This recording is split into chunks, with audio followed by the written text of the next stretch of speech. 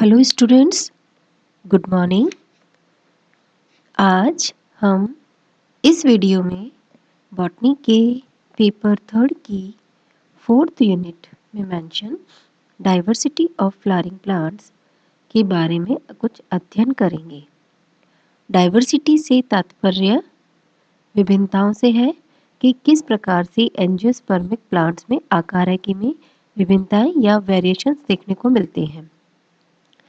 इसकी सहायता से हम एंजियोस्पर्म की मॉर्फोलॉजी को समझ सकेंगे और जो मॉर्फोलॉजी पाई जाती है वो पादप की पहचान तथा वर्गीकरण मुख्य रूप से उसकी बाह्य आकृति के आधार पर उसका वर्गीकरण किया जाता है। अतः पादप से संबंधित इसके विभिन्न भागों की शब्दावली का ज्ञान भी बहुत आवश्यक होता है।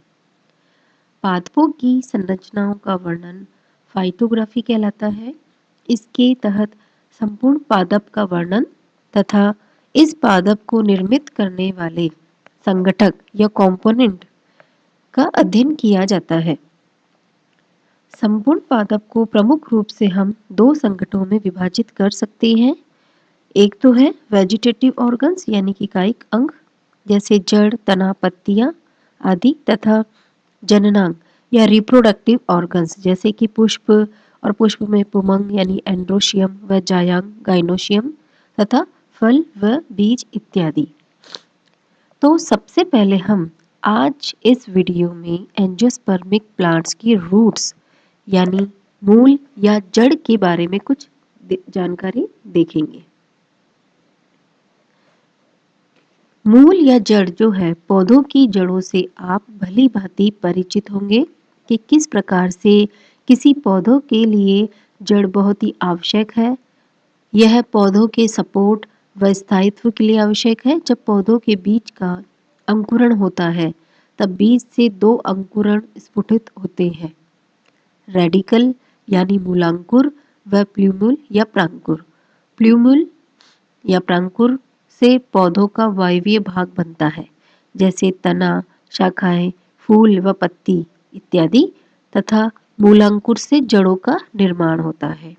अगर हम प्राइमरी फंक्शन देखें जड़ों का तो सबसे पहले तो ये कि पौधों के स्थायित्व के लिए, सपोर्ट के लिए या एंकरेज करता है प्लांट्स को मिट्टी में। दूसरा ये जो जल और विभिन्न प्रकार के मिनरल्स यानी खनिज लवण है उनका अवशोषण करता है, जल और सॉल्यूट्स का अवशोषण करता है और जो भोज्य पदार्थ है उनका समाहित करके रहता है, स्टोरेज है ताकि वो पौधों को प्रदान कर सके। पौधों को जो जड़ पानी है, मिनरल्स है वो जड़ों से ही मिलता है और इसकी सहायता से ही पत्तियां भोजन का निर्माण करती है। तो जड़ बहुत आवश्यक है पौधों के लिए और हम देखते हैं कि इसकी जो प्रारूपिक संरचना होती है अंडरग्राउंड रहता है। जड़ जो है ज़्यादातर पौधों में अंदर जमीन में या मिट्टी में धसी रहती है, तो उसका हम जब स्ट्रक्चर देखते हैं तो इसकी प्रारूपिक संरचना में एक प्राइमरी रूट होती है जो कि मूलांकुर से निकलती है। प्रारूपिक रूप से जो अन्य शाखाएं निकलती है उसको लेटरल रूट या पार्श्व शाखाएं कहते हैं। इसके रूट हेयर्स आप डायग्राम में देख सकते हैं कि कुछ हेयर निकले हुए रहते हैं, उनको रूट हेयर कहते हैं। रूट टिप यानी कि अग्रभाग, जड़ का अग्रभाग रूट टिप कहलाता है। रूट टिप के आगे एक रूट कैप या मूल गोपक, जिस तरीके से कैप सर पे अपन कैप पहनते हैं उसी तरीके से रूट की टिप के ऊपर भी एक मेरिस्टेमेटिक जोन होता है जिसको कि रूट कैप या रूट टिप कहा जाता है। तो ये तो इसकी साधारण एक प्रारूपिक संरचना है। अब हम देखते हैं कि मेजर काइंड्स क्या हैं। रूट सिस्टम जो है उसके मुख्य रूप से कितने प्रकार होते हैं। मुख्य रूप से जो जड़ है वो दो प्रकार की होती है, एक तो टैप रूट यानी मूसलामूल और दूसरी है फाइब्रस रूट। फाइब्रस रूट यानी कि तंतुमय मूल तंत्र, तंतुमय तंत्र।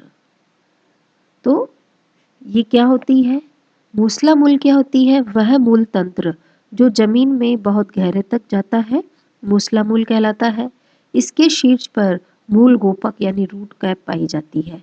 इस मूल तंत्र की अनेक शाखाएं होती है प्रत्येक के शीर्ष पर भी मूल गोप उपस्थित होता है।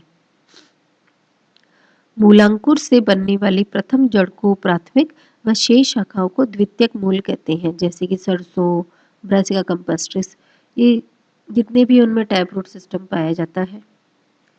फिर दूसरी है फाइब्रस रूट सिस्टम।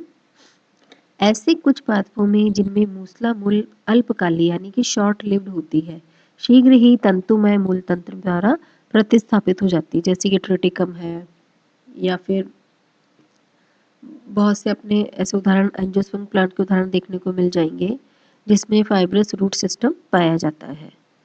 अब उसके बाद आती है एडवेंटेशियस रूट्स यानी कि अपस्थानिक जड़ें या मूल।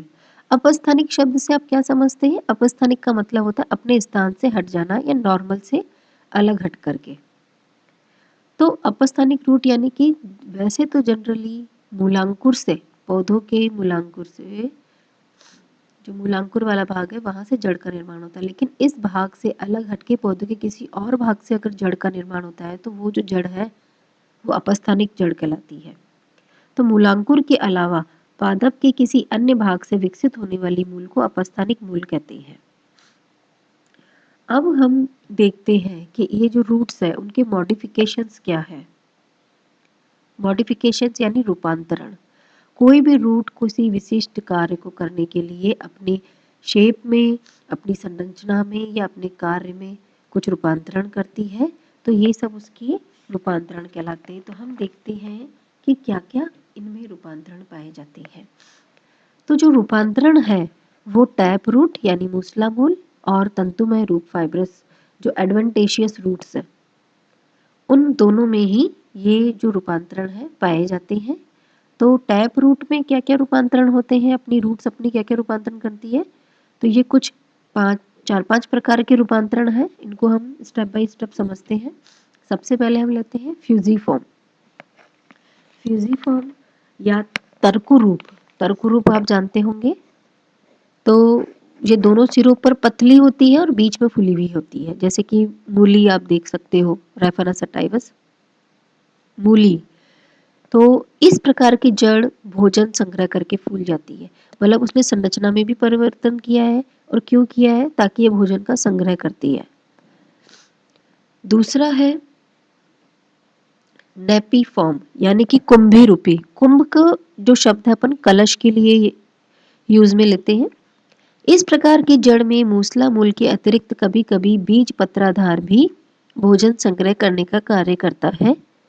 जड़ का आकार ऊपर की ओर गोल तथा नीचे अचानक से सकरा हो जाता है, जैसे कि शलजम आपने देखा होगा और डायग्राम में देख सकते हैं। शलजम सभी ने देखा है, भले से खाया नहीं होगा लेकिन शलजम के बारे में सभी जानते हैं।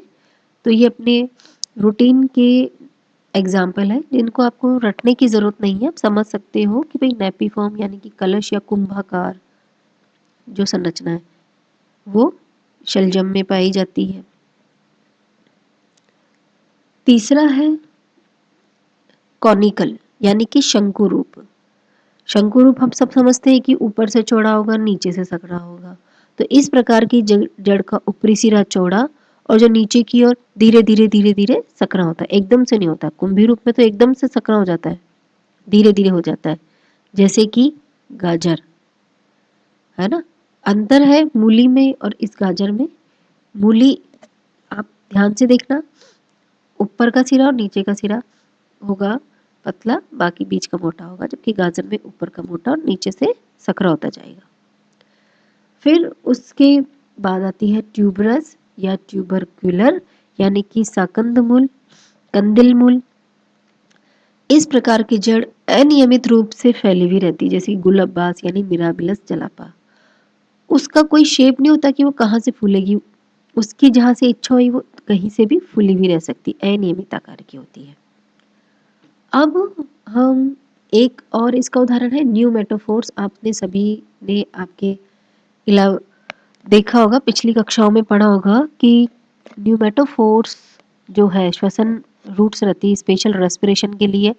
मार्शी एरिया यानी दलदल में पाए जाने वाले पौधों में जो जड़ें हैं ढंग से श्वसन नहीं कर सकती तो पानी के ऊपर, दलदल के ऊपर आ जाती है और वायवीय भाग के पास, और फिर वो वातावरण से ऑक्सीजन लेके श्वसन करती है। तो इस प्रकार के इसमें ब्रीदिंग पोर्स होते हैं छोटे छोटे। तो इस प्रकार की जो रूट है वो न्यूमेटोफोर्स कहलाती है। अब हम देखते हैं कि एडवेंटेशियस यानी अपस्थानिक रूट में क्या क्या मॉडिफिकेशंस पाए जाते हैं। अपस्थानिक रूट 3 प्रकार से मॉडिफाइड हो सकती है। क्या क्या काम करने के लिए? फूड का स्टोरेज के लिए, मैकेनिकल सपोर्ट के लिए, और एक है विभिन्न प्रकार के जैविक या वाइटल फंक्शंस करने के लिए। तो सबसे पहले हम देखते हैं कि फूड स्टोरेज करने के लिए कौन कौन सी फूड रूपांतरित होती है, किस प्रकार से बनती है। सबसे पहले है ट्यूबरस रूट यानी कि कंदिल मूल। जब अपस्थानिक जड़ें फूली हुई व मांसल होती है तब वह कंदिल मूल कहलाती है। जैसे कि शकरकंद, शकरकंद सबने देखी होगी, आप डायग्राम में भी देख सकते हैं। आइपोमिया बटाटस शकरकंद है। दूसरी है फेसिक्यूलेट रूट या फेसिक्यूलेटेड यानी कंदिल गुच्छ।